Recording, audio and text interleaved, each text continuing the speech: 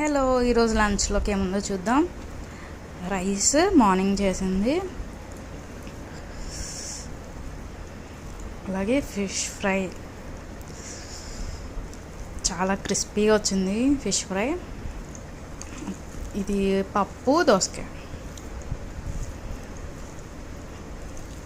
కొత్తగా పెట్టిన ఆవకాయ టేస్టింగ్ కోసం ఇలాగ చిన్న బౌల్లోకి తీశారు మా మమ్మీ. ఫ్రెష్ ఆవకాయ అన్నమాట. మా కుక్క పిల్లకి చికెన్ సూప్ చేశాను ఈరోజు లంచ్లోకి.